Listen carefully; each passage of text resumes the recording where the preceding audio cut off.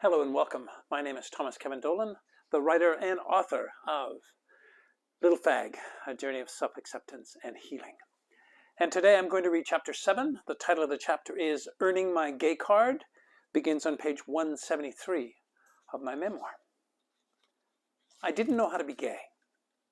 I tried pouring myself into multiple personas: political, hypersexual, self-righteous, seductive.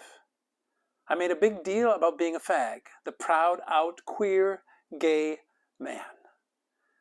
I was finally right, and they were finally wrong. I never once thought to ask who they were. What I braved. "Get off of your tiptoes," he exclaimed as he rushed me out of the kitchen. Feeling scared and confused, I turned to my friend and said, "What's wrong?" He gently said, "I know it's your first gay party, but standing on your tiptoes in skin-tight Levi black 501s with your butt clenched in front of 8 gay men may not be your safest move." With some embarrassment, I exclaimed, "But the kitchen floor is freezing. That's why I was on my tippy toes." I had so much to learn as a naive gay bee. Mom was a professional dancer in her youth. We'd always watch dance together. Musicals were her favorite pastime for her as well. Mom's expert commentary was never lost on me. She'd comment on form, skill, and artistic flair of all the dancers, both men and women. I really wanted her to say how powerful the men were, and it was great to see them dance. Clearly, I was looking for a green light that it's okay for men to dance. It was an affirmation I'd never hear. Dolan boys played sports. They didn't dance. A younger sister of mine was given ballet slippers for one of her birthdays. It was a not-so-subtle hint from her mom. They hung on the back of her door and never made it onto her feet. My entire family was away one day. I remember attempting to try the ballet slippers on. I desperately wanted to stand on point, or as I knew it, en pointe.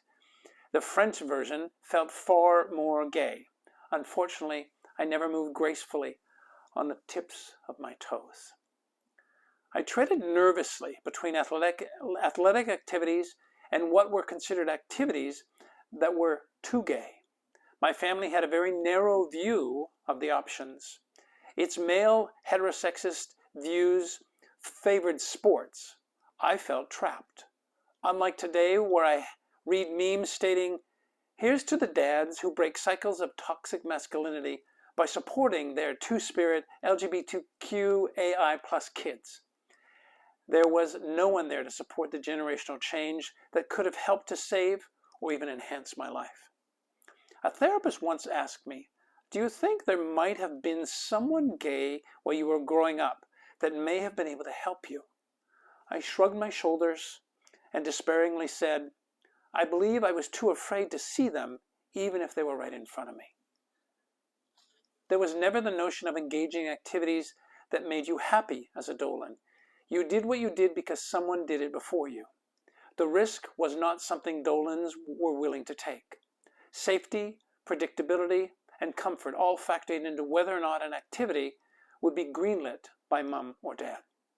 The exploits I excelled at, such as dodgeball king, kickball master, or hopscotch champ, were laughable to most of the Dolans. If there was no chance of scoring ink, which meant a write-up in the sports section of the Calgary Herald, little encouragement was given. Walking this tightrope of homophobia, although I had no idea it was that at the time, was exhausting. All I wanted to do was play, and it seemed at nearly every turn my masculinity, as an elementary school-aged boy, was being examined. From the vantage point of 2023, as I write this story, how could a family in the 1960s be so adept at preconceived ideas whereby males and females are arbitrarily assigned characteristics and roles determined and limited by their gender? It was as if Dolans had doctorates in gender stereotyping or bias. Dolan men were supposed to be hard. They were womanizers, and God forbid if they saw you as being soft. Emotions were to be stuffed. You were never to cry. My greatest weapon in releasing anxiety, fear, desperation, and frustration was my tongue. My only way of letting it out was through name-calling, sarcasm, gossip, and sheer verbal assault. I was trapped. My schooling was affected. Relationships with boys I was attracted to were terrifying. The push to be sexual around females landed flat with me. I didn't know how to express myself. There was no counseling. Thankfully, with the dawn of what I call a new generation of Dolans, gender stereotyping is dead or dying. My siblings' kids allow their kids to be whomever they want to be. It is pure joy to witness. There are Dolan mums and dads depicted and dedicated to dismantling the programming of my generation. I love being called Gunkle. I love being a huge part of how my nephews, nieces, and now grandnieces and grandnephews experience the gender fluidity I possess. What I braved as all of this unfolded was a commitment to clarity of purpose relating to who I wanted to be. It has taken me years to arrive at my comfort zone, but the love I possess because of this journey is boundless. The unlearning. Not unlike many gay men, I have had a tumultuous, conflicted, and troubled relationship with my own masculinity. I felt incredibly insecure. I often expressed a kind of internalized homophobia that led to idolize the hyper-masculine and shame and put down the femme or fairy-like men. It always felt sickening. I've been blessed with having a powerfully close relationship with two of my nephews, who have two moms, my younger sister and her partner. As they grew up, they had little connection to male role models in the family who were healthy. Teachers, coaches, and other male figures in their lives would create a huge impact on the impressive people these two young men have become. What I didn't realize was the impact these two young lives would have on my sense of masculinity. It took me some time to realize, especially during their elementary, junior, and senior high school days, that they looked to me as a role model for how a man would navigate the world. The gift I received from them was a commitment to take a closer look at positive, not toxic, masculine traits and to recognize the way I always embodied them. They helped me realize I was often more masculine than I recognized. It wasn't because I was fit with muscles. It wasn't because I was fit with muscles, hairy arms, and at times 2 or 3 days of unshaven beard. To these little boys, it was more like their gay uncle embodied masculinity in everyday ways, just like the straight men they'd seen moving in the world. It floored me when I recognized I was in a teaching role for them with regards to masculinity. It wasn't a place or role I ever dreamed of occupying in this lifetime. It was an honor that changed my life. Plus, it was never my intent to lay out principles embedded in what I thought masculinity was or wasn't, and then set out to teach these two young men. It was a move of an opportunity, and more of an opportunity, to learn about my own masculinity and heal the wounds I had created for myself. The greatest joy was finally being able to bring my whole self to a relationship and share from a place of authenticity. The unlearning for me, as I embraced and shared my truer masculine self with my nephews, was realizing that none of this meant that women don't share these traits. My sister and her partner absolutely do. I did not have, and men do not have, a monopoly on masculinity. There were many lessons to share, but I think the biggest for me, and perhaps for my nephews, was the biological basis for what we call masculinity. Testosterone coursed through their bodies. We shared the impact of that in all its glory and at times all its devastation. Yet I fervently believe these young men helped this gunkle discover how much more masculine than I had recognized I actually was.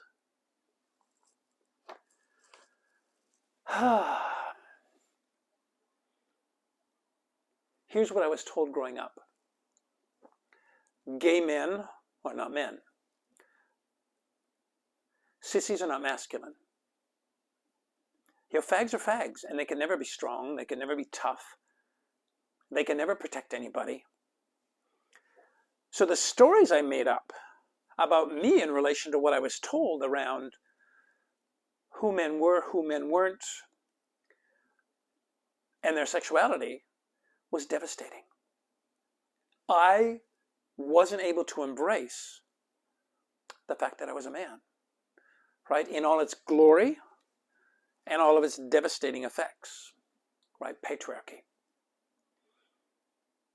It was really hard to own that what was available to me in my relationship with these two young men, little boys at the time, was an opportunity for them to view what it was like to be a man. Because, of course, how could I afford them an opportunity to view that if I wasn't able to view it in a positive light as well? And I remember one story. I said to my sister's partner, one of my nephews was easy to corral, right? We had a relationship that we were really close. I was constantly kind of play fighting with him. I could bring him close and hold him. His older brother was a little bit more distant. And I didn't quite know, and it's not that I needed to have the same kind of relationship as his younger brother, but I didn't quite know how to connect with him. And my sister's partner said this to me on a visit, and I hadn't even realized. And she said, Thomas, I noticed that when you come to our house, you sit in a single-seated chair. Why not sit in the love seat? It makes room for them, and in this case, the older brother, to actually come to you. I thought it was brilliant, right? I thought it was brilliant. And when I began to do that, to sit, right, I would find in time that he was beside me. And then he would begin to share his world with me. It was really quite brilliant. So much joy with one of them on my lap, so much joy with one of them beside me. And I have this actually really cute story. I don't know if I shared it in the book, but it's this. We were in Honolulu.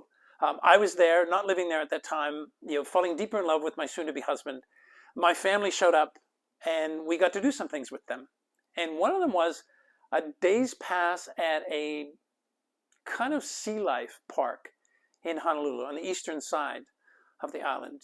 My sister's partner said to me, we have this pass, do you want to join us? I said, sure, that would be really great. There was, you got to ride with dolphins, you got to do a few other things. So we got there, we had an amazing time. And there was this one activity that my sister's partner had no idea what it was, but it was an add-on to what she had purchased. Let me go check and see what it is. And she came back, and I could tell by her energy that it was an activity that might be a little bit challenging for my sister as the boy's mom. And when my sister's partner described what the activity was, it's actually really cool, she said. You get to go into a really big aquarium. You kind of get to drop down 15 or 20 feet. There's small sharks swimming around you. There's manta rays that you can feed. And you get to go down with this kind of air helmet on, kind of the old, I don't even know how to describe them, but big metal helmet, had air pumped into it. You're in a wetsuit, and you get to drop down into this aquarium with your kids. My sister absolutely said, I'm not doing that. That terrifies me. And immediately, what happens? The two little boys look at me. And they look at me in a different way. And I would eventually understand how they were looking at me is, how is a man going to be with this? Right? Not just their guncle, but how would a man be with this circumstance that might be a little bit scary? So here was two options for me. I could tell the truth to these two little boys, or I could lie to them. And suddenly I was really aware of modeling this idea of, wow, here's an opportunity that is as scary for me as it is for my sister. And yet I wanted to actually celebrate this activity with my nephews. So I could pretend and not tell them the truth. And the pretend would be, guys, it just doesn't kind of work for me. Or I could tell them the truth. And here's what I did. I said, this is really scary for me. This kind of scares the shit out of me. And they're both kind of looking at me like, did he just say the word shit? But I said, I think I can do this as long as you two can kind of help me, kind of support me a little bit. This is a little bit scary for me, but I think I can do it. I think I can be a little bit more brave if the two of you want to do it with me. And they smiled. One of them in particular, who was a little bit braver than the other, said, this would be so cool. So we get all strapped up. This helmet comes down onto my head. And of course, before doing this, I say to my sister, I need your support. Can you be right at this window where I can see you as I descend down this ladder to drop to the bottom of this aquarium with sharks and with manta rays? She said, yes. So I get in this, I start to, the older of the two goes down first. He's really brave. So he's on the floor of this aquarium waiting for me, which doesn't surprise me. I'm going down the ladder, and as I step off the rung that has me begin to descend into the water, I feel the water rising up into the helmet. I notice a part of me starts to freak out. And then because of pressurization, it stops. So I'm breathing, I'm okay. I'm terrified. I can see my sister looking at me through the glass. She can't quite see me, but afterwards she would say to me, "You looked absolutely terrified." She said, "I thought you were going to come back up the ladder." And I wanted to do that, but ultimately I kept myself to me. I kept my truth to myself, right? Not that I didn't share it with the boys. I would tell them afterwards how scary it was, but I made a commitment, right? And here were two little boys looking at a man, and this notion of, you know, when you make a commitment and stay in integrity, you keep your word. So that's what I did. So I got down to the bottom. My nephew was right there beside me. I'd said, "Please support me. Please come and be beside me." And he was right there.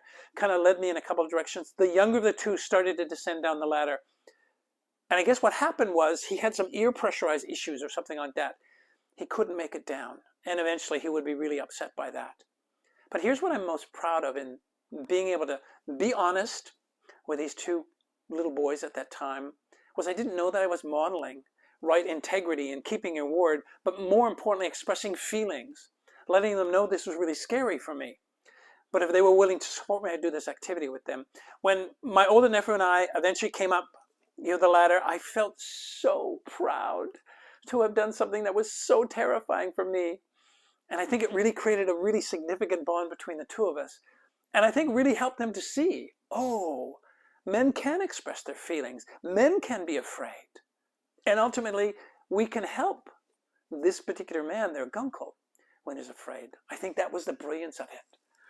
So in writing this chapter, certainly it's an homage to these two young men now, but more importantly, it helped me see, and they helped me, they became my teachers around how it is I could breathe into my own sense of manhood and masculinity and celebrate that, and basically shuck and throw off of me what was projected onto me that I couldn't be gay and a man at the same time, which is completely false, had always been false, but you can well imagine the pressure I felt when I wasn't out in relation to testing the waters.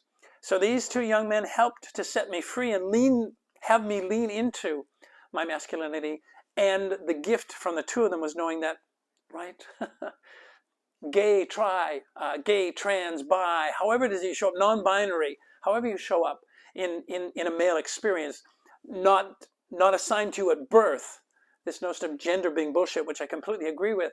However it is that you show up, you can celebrate, right, any level of masculinity, be whoever it is that you need to be. I just happen to have two beautiful young guides in my life, and that I will be eternally grateful for.